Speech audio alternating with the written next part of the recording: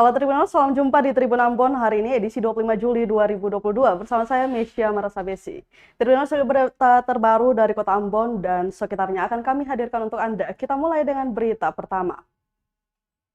Gerindra Maluku deklarasi dukungan Prabowo Subianto jadi calon presiden.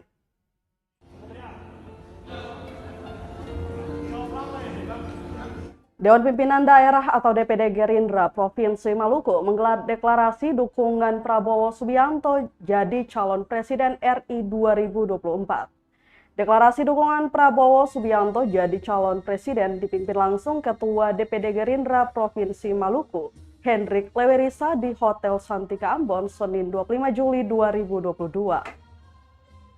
Dikatakan deklarasi ini merupakan salah satu rangkaian kegiatan sebelum masuk ke rapat pimpinan nasional Partai Gerindra, sehingga penyeragaman langkah seluruh kader hingga simpatisan Partai Gerindra harus dibentuk terlebih dulu.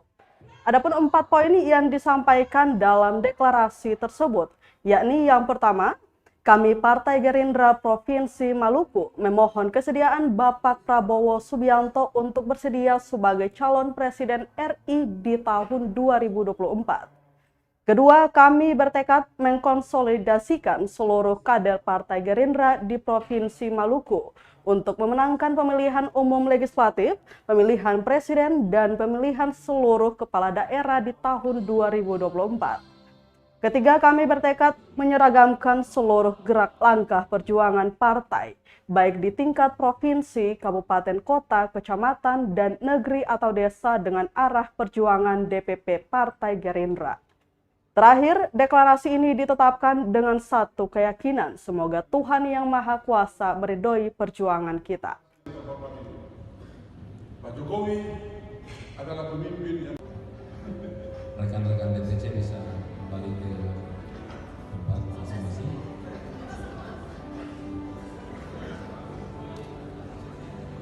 Bravo! Bravo!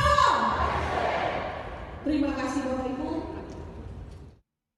Tribuners, Hendrik Lewerisa sebut Indonesia akan maju lebih baik jika Prabowo Subianto jadi presiden. Partai Gerindra Maluku mendeklarasi dukungan Prabowo Subianto jadi calon presiden RI 2024. Menurut Ketua DPD Partai Gerindra Provinsi Maluku, Hendrik Lewerisa, Indonesia akan menjadi lebih baik jika di bawah kepemimpinan Prabowo Subianto. Ketua Umum Partai Gerindra itu dinilai memiliki kekuatan politik untuk mempersatukan bangsa Indonesia. Dan kemampuan itulah yang harusnya menjadi modal utama sebagai seorang pemimpin negara. Lanjut Lewerisa, saking cintanya akan tanah air, Prabowo tetap mendukung pemerintahan Jokowi Maruf dengan bersedia ditempatkan sebagai Menteri Pertahanan. Padahal Jokowi Maruf sendiri adalah lawan berat Prabowo Sandiaga saat pemilihan presiden 2019 lalu. Kebijakan pemerintah. Dan beta bisa memberi testimoni kepada forum deklarasi yang terhormat ini. Pak Jokowi adalah pemimpin yang... Media yang pertama, beta atas nama Ketua DPD Partai Gerindra Provinsi Maluku menyampaikan terima kasih dan apresiasi kepada rekan-rekan media, baik media cetak, media elektronik maupun online yang berkesempatan hadir untuk meliput kegiatan deklarasi mendukung Bapak Haji Prabowo Subianto sebagai calon presiden Republik Indonesia tahun 2024 yang akan datang. Sebenarnya deklarasi yang kami lakukan hari ini adalah rangkaian kegiatan sebelum kami akan masuk dalam rapat pimpinan nasional Partai Gerindra yang diselenggarakan oleh Dewan Pimpinan Pusat pada tanggal 30 Juli tahun 2022 ini ya, dalam beberapa hari ke depan. Jadi sepantasnya lah sebagai warga keluarga besar Partai Gerindra, kita mau menyeragamkan gerak langkah perjuangan kita. Ya. Kita tidak pernah berubah idealisme kita untuk senantiasa meminta kesediaan Pak Prabowo mencalonkan diri sebagai calon presiden Republik Indonesia tahun 2024. Itu harapan seluruh kader Partai Gerindra dari Provinsi Maluku. Dan saya percaya harapan ini juga sama dengan harapan seluruh kader Partai Gerindra di tanah air. Jadi sama saja. Ya, kita rasa itu yang paling penting ya. Kita ke berita lainnya, Tribuners, puluhan supir angkot di Ambon mengeluh ditilang polisi karena lewat Jalan Jenderal Sudirman. Puluhan supir angkutan kota di Ambon mengeluh karena ditilang polisi setiap kali melewati Jalan Jenderal Sudirman, yakni sejumlah supir angkot rute Paso, Hunut, dan Laha. Izak Pelamonia, ketua supir angkot Paso, mengatakan polisi dalam beberapa hari terakhir menilang mereka tanpa teguran. Lanjutnya, para supir memilih lewat Jenderal Sudirman karena jalur bawah dinilai macet. Apalagi menurut para supir, ada surat keputusan atau SK Wali Kota yang memperbolehkan mereka melewati jalur atas. Untuk itu, ia mengarahkan semua angkot rute Paso, Hunut, Laha, dan lainnya agar tetap lewat jalur atas. Mereka juga meminta Dinas Perhubungan Kota Ambon dan kepolisian untuk menyelesaikan polemik salah komunikasi tersebut, agar kepolisian tahu terkait SK Wali Kota yang dimaksud.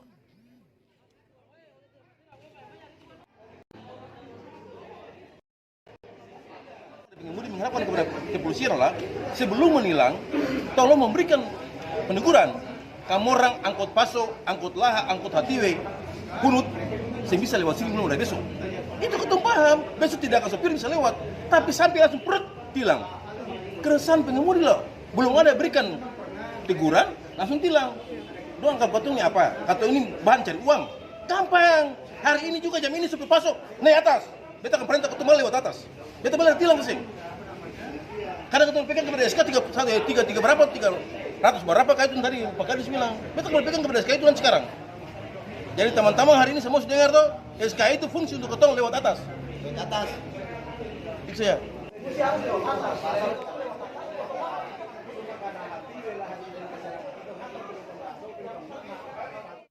Kita ke berita selanjutnya, Tribuners, gelombang tinggi kapal Elizabeth II tujuan Buru Selatan batal berangkat. Kapal Elizabeth II tujuan Buru Selatan batal berangkat Senin 25 Juli 2022 hari ini.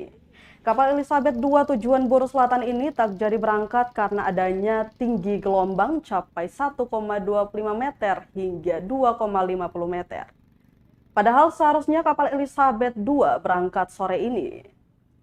PH Keselamatan Berlayar KSOP Ambon, Manson Sitio, menyatakan bagi kapal Elizabeth II ini rencana akan diberangkatkan hari ini. Namun dari data BMKG Maritim Ambon mengeluarkan peringatan dini sampai Selasa besok akan terjadi gelombang tinggi di perairan Pulau Buru. Lanjutnya, kecuali kapal Pelni atau feri tujuan Namlea tetap berlayar karena ukuran volume JT sudah mencapai 1000. KSOP Ambon juga mengimbau kepada kapal nelayan agar jangan dulu melaut karena cuaca lagi tidak bersahabat.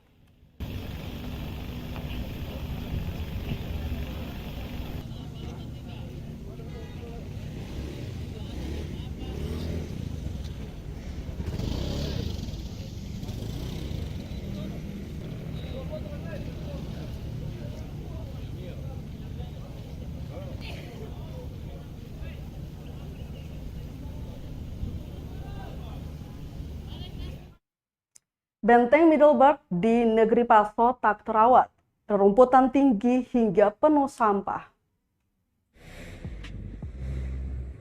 Kondisi Benteng Middleburg kini semakin tak terawat. Benteng Middleburg yang terletak di Negeri Paso, Kecamatan Baguala, Kota Ambon, Maluku ini penuh dengan rerumputan. Berdasarkan pantauan tribunambon.com, Sabtu 23 Juli 2022, Benteng Middleburg yang dibangun bangsa Portugis ini terdapat banyak sampah. Salah seorang warga Dorte Persunai mengaku kondisi Benteng Middleburg semakin tak terawat sejak pergantian penjaga benteng. Sebelumnya benteng tersebut dijaga dan dibersihkan oleh warga yang tinggal bersebelahan dengan benteng. Setelah penjaga tersebut meninggal dunia, kemudian diganti dengan pegawai yang baru dan bukan warga sekitar. Penjaga benteng yang baru itu hanya datang 2 hingga 3 bulan sekali, tidak setiap saat di lokasi. Lanjutnya, selain kondisi yang tak terawat, kondisi benteng sudah semakin rusak. Apalagi saat satu-satunya dinding benteng yang tersisa, yakni dinding bagian timur rubuh. Sekitar 25 April 2016, membuat bentuk bangunan benteng tak lagi terbentuk. Hanya tinggal puing-puing dan 4 pilar yang penuh lumut. Persunai hanya berharap pemerintah lebih memperhatikan dan merawat kondisi benteng tersebut dan tidak dibiarkan begitu saja. Apalagi saat ini, Benteng Middelburg sudah menjadi salah satu cagar budaya tingkat kota.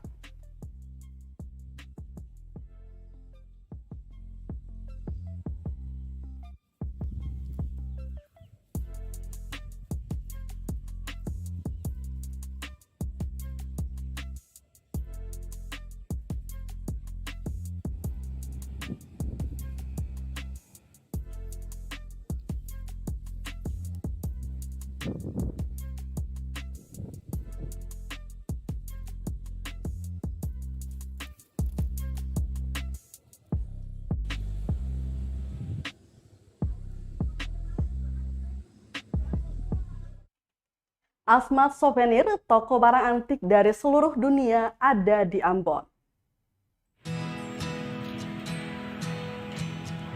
Di sejajaran Ambon Plaza atau Amplas Kota Ambon, ada sebuah toko kecil bertuliskan bahasa asing yang mungkin tak dimengerti bagi orang yang melintasi Jalan Samratulangi. Dari luar toko tersebut tampak memamerkan beberapa benda yang jarang dilihat orang-orang di tempat umum. Di dalam toko seluas 3 x 4 meter persegi itu tersusun rapi beragam benda-benda unik. Mulai dari yang ukurannya sebesar kelingking hingga 2 kali lipat ukuran tinggi manusia pada umumnya. Toko tersebut dinamai Asmat Souvenir sesuai dengan nama pemiliknya. Mengoleksi barang-barang antik awalnya hanyalah sebuah hobi bagi Asmat. Seperti dikatakan istri almarhum Asmat, di Darwati, suaminya itu memiliki hobi mengoleksi barang antik sejak tahun 80-an. Menurut Darwati, Asmat menekuni hobi tersebut sejak sebelum mereka berdua menikah pada tahun 1981 silam. Saat itu Asmat hanya mengoleksi 1-2 barang antik. Seiring berjalannya waktu, barang antik koleksi Asmat jadi tak terhitung. Hingga pasangan suami istri tersebut memutuskan untuk membuka toko barang antik pertama di kota Ambon pada tahun 1996. Berlokasi di Jalan Said Perintah Kota Ambon, teras rumah Darwati dan almarhum Asmat disulap menjadi toko barang antik dadakan kala itu. Semasa hidupnya, Asmat berprofesi sebagai seorang pelaut. Lewat profesi tersebut, Asmat dapat dengan mudah mendapatkan barang-barang antik dari seluruh dunia, hingga akhirnya dijadikan usaha bersama istrinya Darwati. Hingga pada tahun 2003, pasca konflik antar warga yang terjadi di kota Ambon, Asmat dan Darwati harus memindahkan tokonya barang antik tersebut di Jalan Samratulangi hingga saat ini.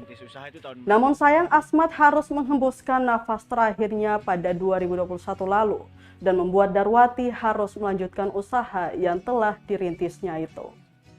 Di dalam Asmat Souvenir tersedia ribuan koleksi barang antik yang bernilai fantastis. Mulai dari benda-benda pusaka berupa keris kecil, koin antik hingga gigi ikan duyung pun ada. Menjual barang antik tak seperti barang-barang lainnya yang memiliki peminatnya setiap hari. Untungnya pun tak menentu, namun soal harga jangan ditanya. Barang-barang antik koleksi Asmat Souvenir ini bahkan ada yang bernilai 100 juta rupiah. Lewat usahanya itu, almarhum Asmat dan Darwati mampu menyekolahkan kedua putrinya hingga sarjana. Kedua putrinya tersebut pun sudah menikah dan ikut dengan suaminya masing-masing di luar Maluku.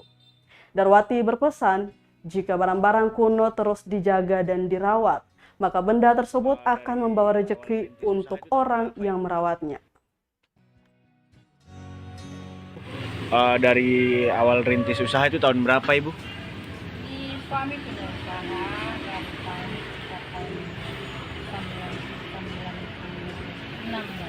96, Ibu ya. Di waktu awalnya di Jalan Said Perintah. Ya.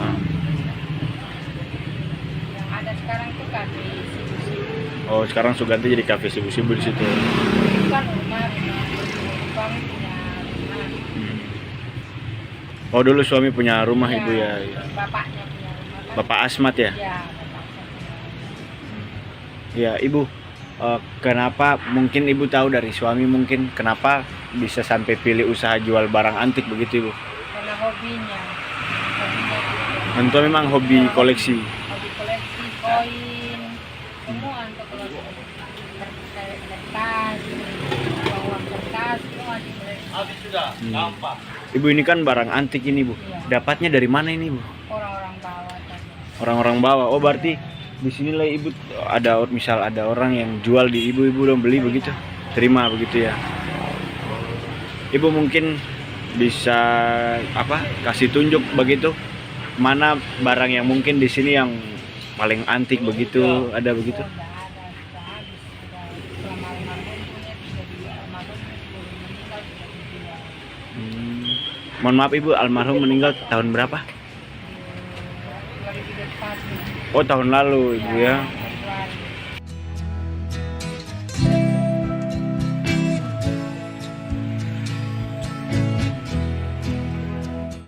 Baik Tribuners, berita tadi sekaligus menutup rangkaian kebersamaan kita di Tribun Ambon hari ini, edisi 25 Juli 2022. Mewakili seluruh kru yang bertugas, saya Mesya Marsabesi pamit undur diri. Selamat malam dan sampai jumpa. Amato. Terima kasih sudah nonton. Jangan lupa like, subscribe, dan share ya.